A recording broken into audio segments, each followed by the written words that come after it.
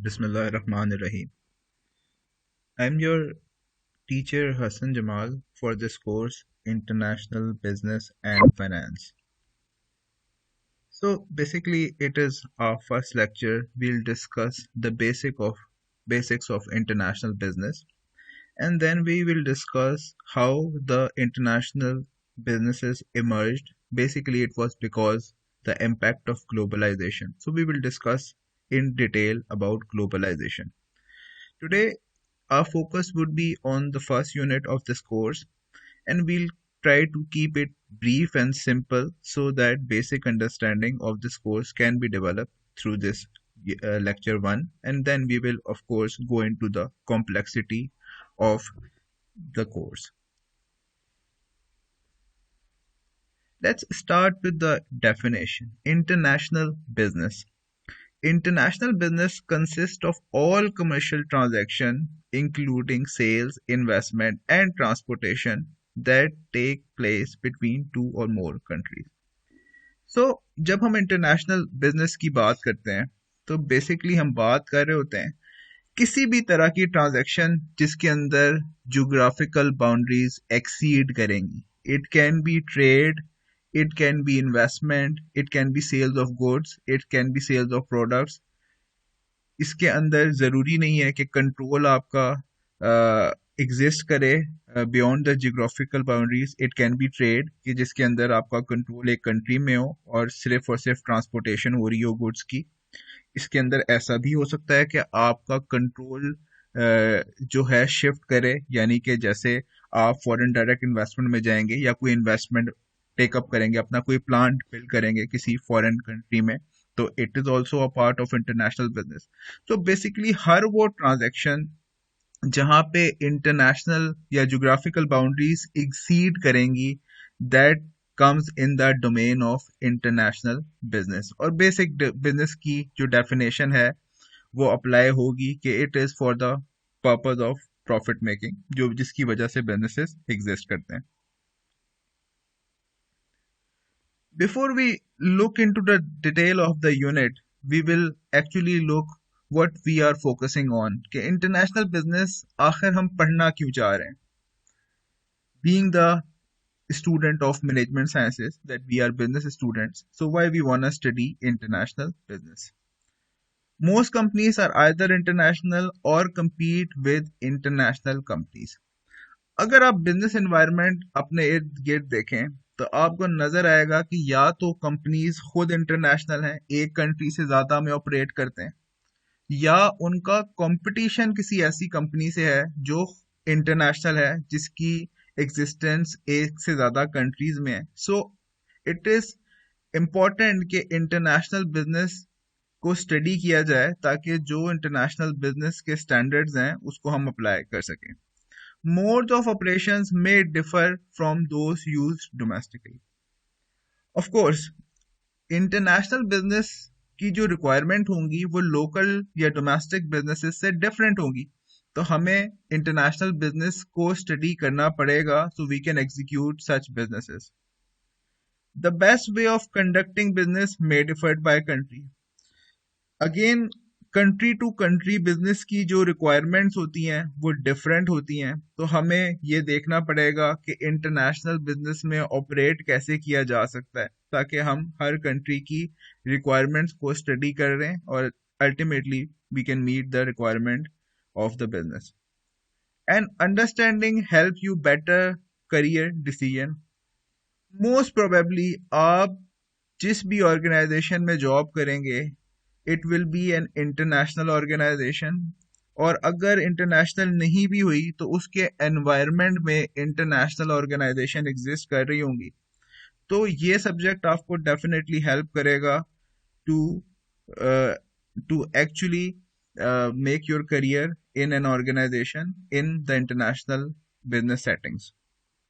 And understanding helps you decide what government policies to support. इसी तरह आपको international business study करने से पता लगेगा कि गवर्नमेंट पॉलिसीज का क्या इफेक्ट होता है बिजनेसेस पे, आइदर दे आर लोकल और इंटरनेशनल. तो हम ये देखेंगे कि एक्चुअली गवर्नमेंट पॉलिसीज आगे चैप्टर्स में कि कैसे इफेक्ट करती हैं इंटरनेशनल बिजनेसेस को. Now let's start with the discussion. ये कुछ लोगोज हैं ब्रांड के जिसके अंदर हमें नजर आ रहा है कि KFC का लोगो है, पेप्सी का लोगो है, मैकडोनल्ड्स है, लॉरियल है, सोनी है, नैंडोज है। The first thing that comes to my mind when I see these logos is actually globalization. कि ये लोगोज उन बिजनेसेस के हैं जिनकी एग्जिस्टेंस इंटरनेशनल है। सो जो पहली चीज मेरी बात आ रही है कि एक तो इनका लार्ज स्केल ऑर्गेनाइजेशन है, और इससे भी प्राइमरी जो चीज है, ये सारी businesses, I think I can not name a country जहां पे ये एग्जिस्ट नहीं करते होंगे। तो ये इंटरनेशनल बिजनेसेस हैं। इंटरनेशनल बिजनेस की जो इमर्जेंस है, that is because of globalisation. Of course 80s में, 90s में, 2000s में जो ग्लोबलाइजेशन का प्रोसेस था, दैट वाज रिगरस। उस दौर में जो ग्लोबलाइजेशन हुई है वो बहुत ज्यादा थी, और उसके बाद इंटरनेशनल बिजनेसेस एग्जिस्ट किए हैं। If I recall, in 1990s, you hardly can see a KFC selling its burger in Pakistan. But today, I think there is hardly a mall.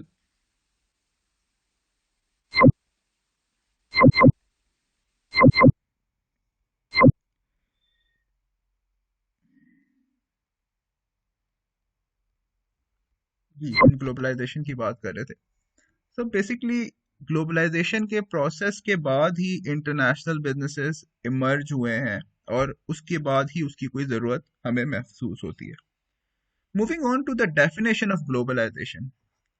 Globalization is the process by which the world is becoming increasingly interconnected as the result of increased contact between people and nation throughout the world through various forms of cooperation and exchange such as trade, cultural, political cooperation across national borders. So basically globalisation एक ऐसा process है जिसके जरिए basically लोग और Nations, countries interconnect हो रही हैं। अब ये प्रॉफिटेबल भी हो सकता है, और पॉलिटिकल भी हो सकता है, और कल्चरल भी हो सकता है। आप देख सकते हैं कि trade is the most common form of globalisation जो हमें नजर आएगी। एग्जाम्पल कह लें, कल्चरल एक्सचेंज प्रोग्राम्स भी होते हैं कि कल्चर्स कंट्रीज के शेयर होते हैं through this process of globalization. And political cooperation, अब जो कंट्रीज हैं वो पॉलिटिकली भी कोऑपरेट कर रही हैं। आपके पास सी पैक की एग्जांपल है।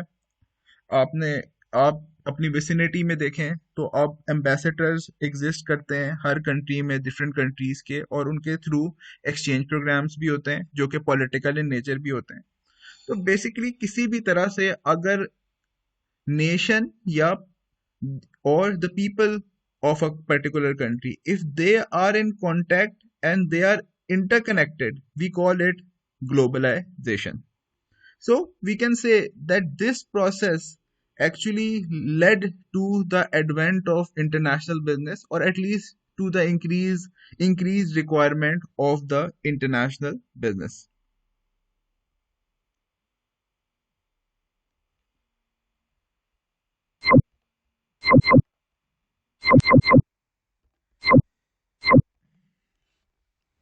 Okay, looking at the features of globalization, what happens when actually globalization increases?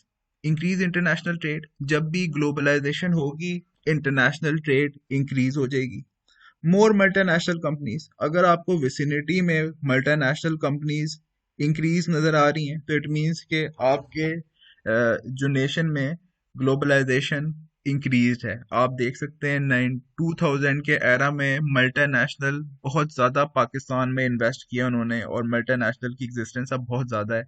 तो यू कैन से कि आफ्टर पोस्ट 2000, ईयर 2000, ग्लोबलाइजेशन का जो पेस थी वो बहुत रैपिड थी इन डेवलपिंग कंट्रीज या अंडर डेवलप्ड कंट्रीज। मोर ग्लोबल बिजनेस स्ट्रेटजीज, अब जो बिजनेस की स्ट्रेटजीज हैं ड्यू टू ग्लोबलाइजेशन वो लोकल नहीं है बल्कि इंटरनेशनल है। और वो इंटरनेशनल स्ट्रेटजीज क्या होती हैं वो भी हम आगे सब्सिक्वेंट चैप्टर्स में डिस्कस करेंगे कि कैसे जो है इकोनॉमिक लेवल पे बात करें तो कैसे आपके ट्रेड एग्रीमेंट साइन हो रहे हैं, अगर इंडिविजुअल लेवल पे बात करें तो किस तरह फॉरेन फॉरेन एक्सचेंज की जो है एक्चुअली एनालिसिस की जाती है, रिस्क असेसमेंट की जाती है मल्टीनेशनल के केस में।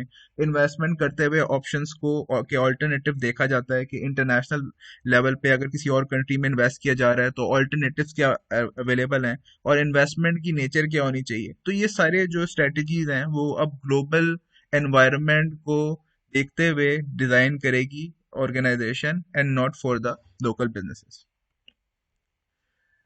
ग्लोबलाइजेशन की टाइप्स पे आए हैं। अभी तक हमने ये देखा कि एक्चुअली इंटरनेशनल बिजनेसेस होते क्या हैं, इंटरनेशनल ग्लोबलाइजेशन को हमने डिफाइन किया और हमने देखा what are the features of globalization. Now looking at the types of globalization, basically globalization can be categorized into three categories. One is economic, second is social, and the third one is political. अगर तो globalisation profit purpose के लिए है, यानी कि उससे कोई economical gain है, जैसे बिजनेसेस ट्रेड कर रहे हैं या बिजनेसेस इन्वेस्ट कर रहे हैं to obtain economies of scale, अपनी कॉस्ट रिड्यूस करने के लिए कर रहे हैं, या किसी बिजनेस मार्केट को कैप्चर करने के लिए बिजनेस इन्वेस्ट कर रहे हैं इन एन इंटरनेशनल एनवायरनमेंट, तो ऐसी ग्लोबलाइजेशन को हम इकोनॉमिक ग्लोबलाइजेशन कहेंगे कि जिसका purpose solely for profit making है और या इकोनॉमिक एक्टिविटी जनरेट करना है। तो ऐसे ग्लोबलाइजेशन को हम इकोनॉमिक बोलेंगे। सेकेंड इज सोशल, कि अगर आइडियाज और व्यूज एक्सचेंज करना भी तो एक ग्लोबलाइजेशन है। इवन सोशल इंटरेक्शन, कि आप देख सकते हैं कि 1990s में बहुत मुश्किल होता था इंटरनेशनली कम्युनिकेट करना और बहुत एक्सपेंसिव भी था। अब आपके पास लिंक्डइन है, आपके पास व्हाट्सएप है, सो सोशली भी इंटरेक्ट करना इजी हो गया है। चाहे ये प्रॉफिटेबल या बिजनेस पर्पस के लिए नहीं है, लेकिन स्टिल आपकी जो नेशंस हैं वो इंटरकनेक्टेड हैं। People and nations are interconnected through certain medium. So this is an example, WhatsApp, LinkedIn, these are the examples of social globalization. And the third one is political, कि सिर्फ businesses ही globalize नहीं कर रहे, people for the purpose of social interaction ही globalize नहीं कर रहे, बल्कि नेशंस भी ग्लोबलाइज हो रही हैं। जैसे आपके पास एग्जांपल है सी पैक की, कि पाकिस्तान चाइना का एग्रीमेंट है। इसी तरह आपके पास मल्टीपल फ्री ट्रेड एग्रीमेंट है, आपके पास इंटेग्रेशन है। फॉर एग्जांपल आप यूरोपियन यूनियन को देखें तो इंटेग्रेटेड कंट्रीज हैं, स्ट्रेटजीज इंटेग्रेट हो गई हैं, कॉमन ऑब्जेक्टिव के लिए ऑपरेट कर रहे हैं। तो अगर तो नेशन या पॉलिटिकल पर्पस के लिए ग्लोबलाइजेशन हो रही है, एक से ज्यादा नेशंस इंटरेक्ट हो रही हैं, इंटरकनेक्टेड हैं, तो उस टाइप ऑफ ग्लोबलाइजेशन को हम पॉलिटिकल कहेंगे। फैक्टर्स अफेक्टिंग ग्लोबलाइजेशन, अब वो कौन से फैक्टर्स होते हैं जिसकी वजह से ग्लोबलाइजेशन इफेक्ट होती है किसी भी नेशन में। ग्लोबलाइजेशन की पेस जो है इन फैक्टर्स की वजह से डिफाइन हो सकती है। वन इज टेक्नोलॉजिकल चेंज, अगर तो टेक्नोलॉजिकल प्रोग्रेस होती जा रही है तो मोस्ट प्रोबेबली ग्लोबलाइजेशन भी होगी, कि अब आपकी टेक्नोलॉजी इतनी एडवांस हो गई है कि अब आपके लिए कम्युनिकेशन फ्लो इजी हो गया है, आपके लिए जो है प्रोसेसेस इजी हो गए हैं, तो डेफिनेटली इंटरनेशनल बिजनेसेस इन्वेस्ट करेंगे इन डिफरेंट कंट्रीज, क्योंकि अब उनके लिए ऑपरेट करना इजी हो गया है।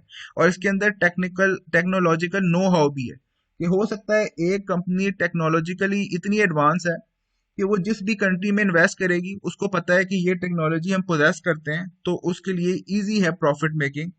जैसे कि आप एग्जांपल ले सकते हैं, का ऑटोमोबाइल में जाएं तो आपके पास दो तीन ही मेजर जायंट्स हैं। अगर आप सैमसंग की बात करें तो सैमसंग इजीली जहां पे भी अपना प्लांट लगा ले उसको सेल का इशू नहीं होगा, और वजह क्या है कि टेक्नोलॉजिकली एडवांस्ड है।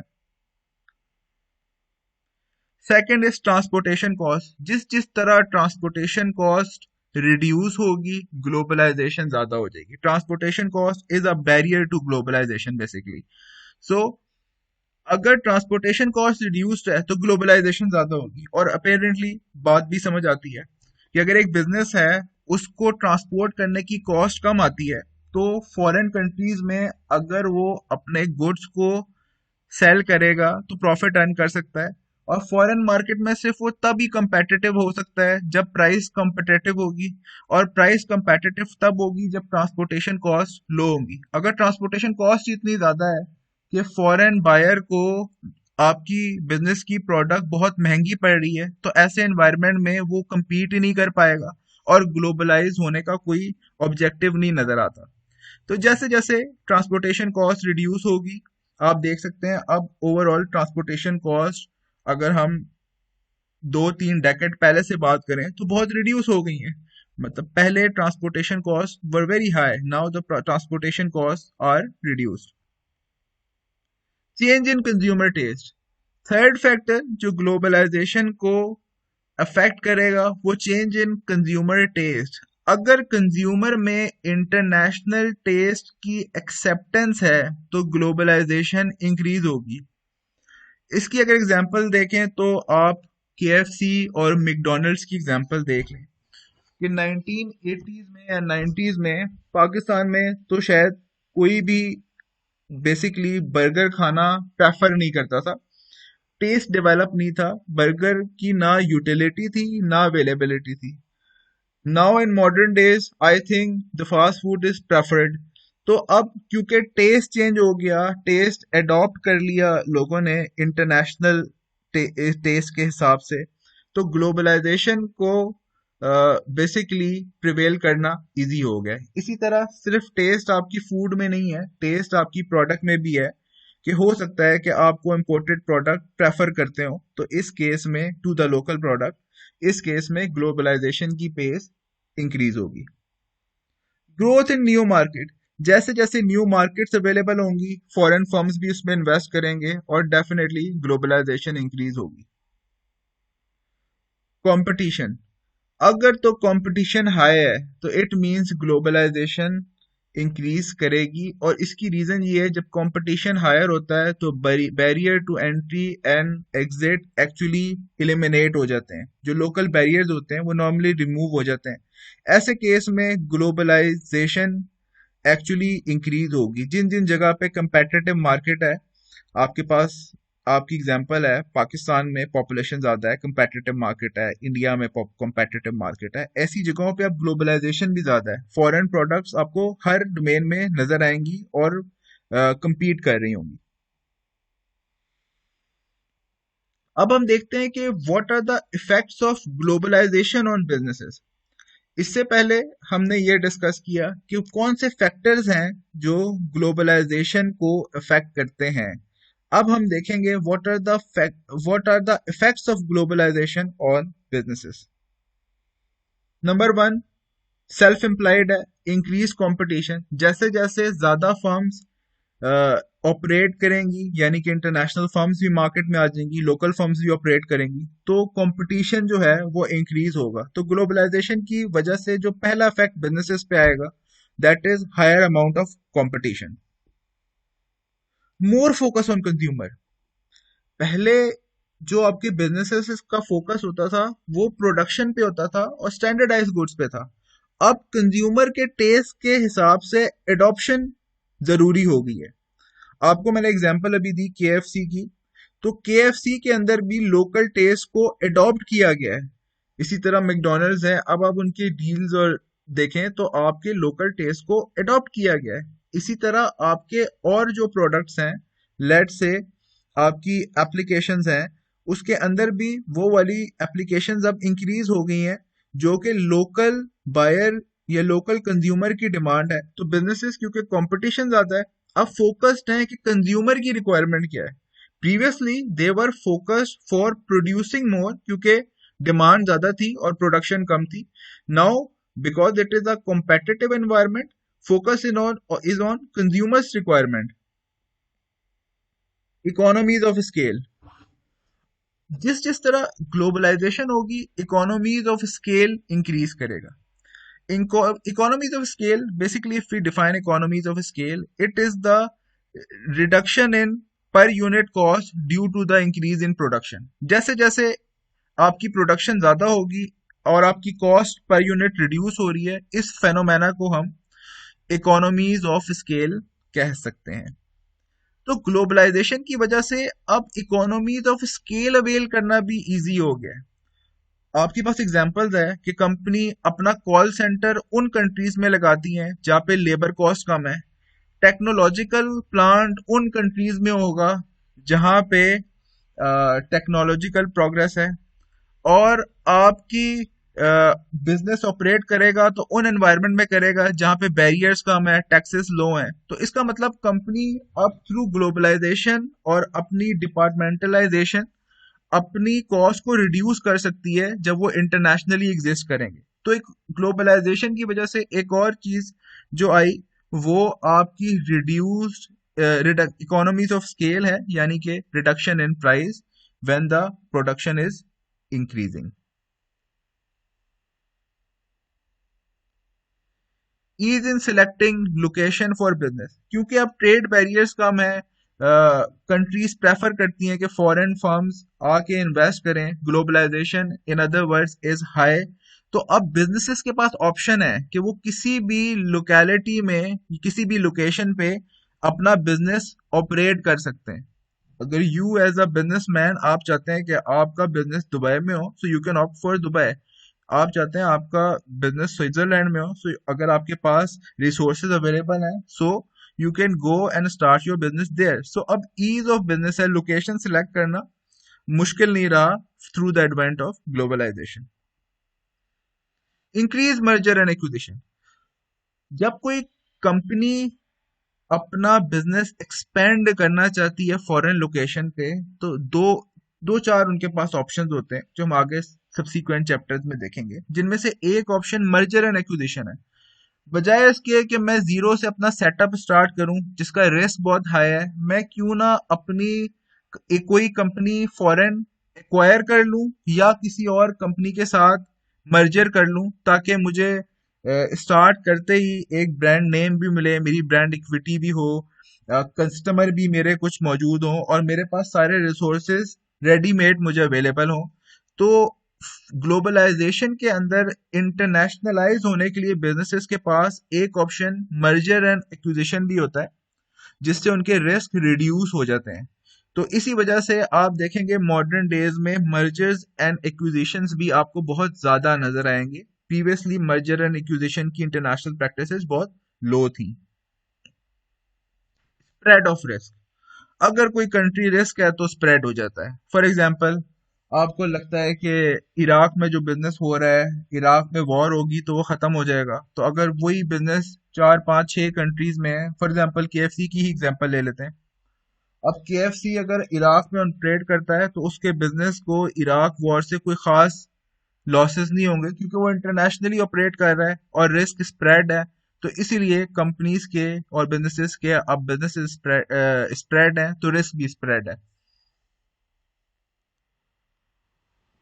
Influence of multinational companies on the host country, host country वो कंट्री होती है जो बेसिकली जिस जो कंपनी जहां से एक्चुअली ओरिजिनेट होती है, यानी कि अगर पाकिस्तानी कंपनी कोई कोई एक्चुअली इन्वेस्टमेंट करेगी चाइना में, तो बेसिकली इस केस में कह सकते हैं कि चाइना, सॉरी, क्या चाइना इस केस में होस्ट कंट्री है, और होम कंट्री वो होगी जिस जो बिजनेस जहां से ओरिजिनेट करेगा, जैसे कि इस केस में पाकिस्तान जो है होम कंट्री होगा। तो अब बेसिकली इसके लोकल कंट्री को एडवांटेजेस और डिसएडवांटेजेस क्या होते हैं। लोकल कंट्री का मतलब इस केस में हमारा होस्ट कंट्री है। जिस जगह बिजनेसेस स्टार्ट होंगे वहां क्या होगा, creating job opportunities. Of course Pakistan में अगर कोई बिजनेस आएगा तो पाकिस्तान में जॉब अपॉर्चुनिटीज क्रिएट होंगी। इस केस में पाकिस्तान होस्ट कंट्री थी क्योंकि फॉरेन बिजनेस पाकिस्तान में आ रहा है। इंक्रीजिंग लोकल लिविंग स्टैंडर्ड्स, जब जॉब क्रिएट होंगी तो इसका मतलब अर्निंग भी इंक्रीज होंगी, और अर्निंग इंक्रीज होंगी तो इसका मतलब ये है कि लिविंग स्टैंडर्ड्स बेहतर होंगे।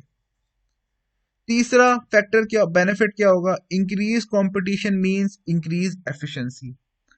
जब कंपटीशन ज्यादा होता है तो आपके जितने भी अननेसेसरी या कह लें कि प्रोसेसेस हैं जो कि बेसिकली रिक्वायर्ड नहीं है, उनको भी इलिमिनेट किया जाता है ताकि compete किया जा सके मार्केट में, अपनी कॉस्ट को रिड्यूस किया जा सके। तो कंपटीशन के अंदर सिर्फ वही फर्म सरवाइव करती हैं जो इनकी एफिशिएंसी हायर होती है। तो जैसे जैसे जो है इन्वेस्टमेंट होगी, होस्ट कंट्री में कंपटीशन ज्यादा होगा और बिजनेसेस एफिशिएंट भी हो जाएंगे, क्योंकि उनको पता होगा कि सर्वाइवल सिर्फ उन बिजनेसेस का है जिनकी एफिशिएंसी है। और इम्प्रूव बैलेंस ऑफ पेमेंट। अगर पाकिस्तान में कोई इन्वेस्टमेंट आएगी और यहाँ पे बेसिकली प्रोडक्शन होगी, तो इसका मतलब ये है कि आपकी पाकिस्तान की एक्सपोर्ट इंक्रीज होंगी, क्योंकि वो जो प्रोडक्ट पाकिस्तान में मैन्युफैक्चर होंगी अब वो फॉरेन में एक्चुअली एक्सपोर्ट हुआ करेंगे थ्रू पाकिस्तान। तो बैलेंस ऑफ पेमेंट जो है फेवरेबल साइड पे जाएगा, यानी कि आपकी एक्सपोर्ट इंक्रीज होंगी और इंपोर्ट ऑफ कोर्स कांस्टेंट है, तो आपका जो नेट डिफरेंस है इंपोर्ट और एक्सपोर्ट का वो इंक्रीज बेहतर होगा। प्रॉब्लम्स क्या होती हैं? अब लोकल कंट्री को इंटरनेशनल बिजनेस या मल्टीनेशनल कंपनीज जब इन्वेस्ट करती हैं, बेनिफिट्स तो हमने देख लिए, सर्टेन प्रॉब्लम्स भी होती हैं। लोकल बिजनेसेस क्लोज आउट, क्योंकि international business economies of scale of enjoy कर रहे होते हैं, उनकी पर यूनिट कॉस्ट शायद लो होती है क्योंकि उनके बिजनेस वेल स्टैब्लिश्ड होते हैं, वो जहां से कॉस्ट मिनिमाइज हो रही होती है उसको मिनिमाइज कर रहे होते हैं। तो लोकल बिजनेसेस एक्चुअली शायद एट टाइम्स compete नहीं कर पा रहे होते और वो खत्म होते जाते हैं। So one basically basic problem is the local business closing out. If raw material is important then lower balance of payment. अभी हमने बात की कि फायदा ये था कि जब आपके गुड्स प्रोड्यूस होंगे वो फॉरेन में भी एक्सपोर्ट होंगे तो बैलेंस ऑफ पेमेंट बेहतर होगी। लेकिन अगर कंपनी की नेचर ऐसी है कि उसकी इंपोर्ट ही बहुत ज्यादा है, तो फिर balance of payment negative side पे भी जा सकता है, क्योंकि उसको प्रोड्यूस करने के लिए जो रॉ मटेरियल चाहिए वो सारा इंपोर्टेड है। इसका मतलब कंट्री की इंपोर्ट्स बढ़ रही हैं और एक्सपोर्ट उस प्रोपोर्शन से नहीं बढ़ रही, तो उसका balance of payment negative side पे जाएगा। Lack of government control due to large power of businesses. कभी कभी बिजनेस इतने स्ट्रांग हो जाते हैं कि गवर्नमेंट उसको कंट्रोल ही नहीं कर पा रही होती। पाकिस्तान में अगर एग्जांपल देखें तो पाकिस्तान में सबसे प्रोमिनेंट एग्जांपल जो आपको नजर आएगी वो ऑटोमोबाइल इंडस्ट्री में है, कि तीन जायंट्स हैं, होंडा, टोयोटा और सुजुकी, और वो आपकी लोकल पॉपुलेशन उनकी प्रोडक्शन पे इतना डिपेंडेंट हो गई है कि अब गवर्नमेंट उन पे कंट्रोल ही नहीं कर पा रही। वो जब चाहे प्राइस इंक्रीज कर सकते हैं और लोकल गवर्नमेंट उनको कंट्रोल नहीं कर पा रही इन दैट प्राइस रेगुलेशन। सो उसकी वजह क्या है कि आपकी लोकल पॉपुलेशन उन पे इतना डिपेंडेंट है कि गवर्नमेंट के पास पावर ही नहीं है कि उनको रेगुलेट कर सके।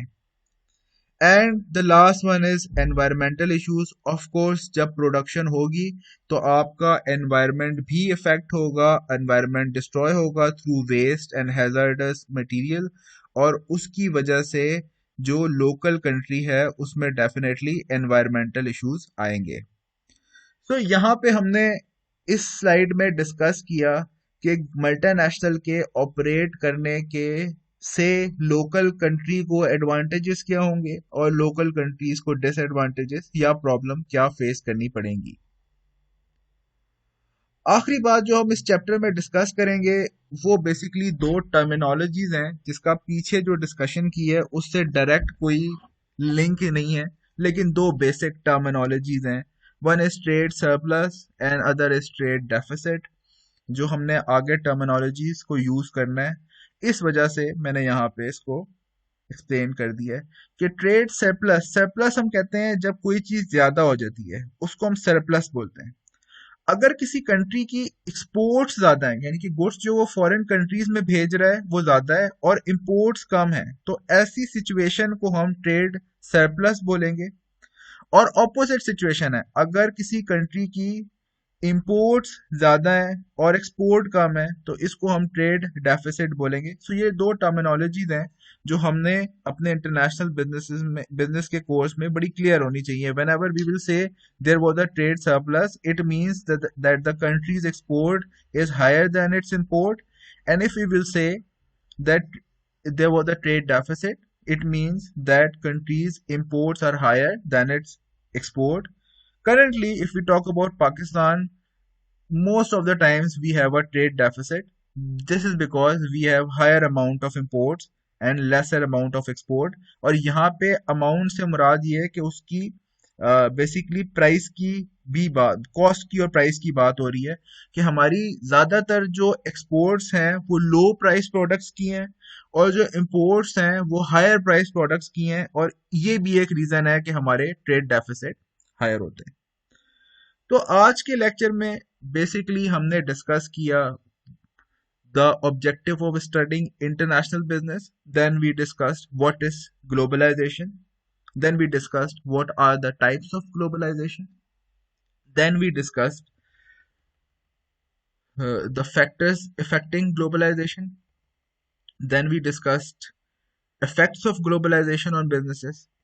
और उसके बाद हमने बात की कि होस्ट कंट्री को, यानी कि लोकल कंट्री जो है उसको मल्टीनेशनल, यानी कि ग्लोबलाइजेशन की वजह से ही कह लें, जो मल्टीनेशनल की इन्वेस्टमेंट आएगी उसकी वजह से उसको फायदे क्या होंगे और नुकसान क्या होंगे, और उसके अलावा एक दो टर्मिनोलॉजीज हमने डिस्कस की। तो आज का जो लेक्चर है वो हम इधर ही लिमिट करेंगे। Basically it was a brief unit, और इस लेक्चर में कोर्स का यूनिट 1 डिस्कस हो चुका है, ये कंप्लीटली डिस्कस हो चुका है। सो आपके कोई भी क्वेश्चन होंगे तो of course I am there to answer you. You can note down your question and you can contact me if you have any query regarding the discussion that we had today. So thank you so much. Allah Hafiz.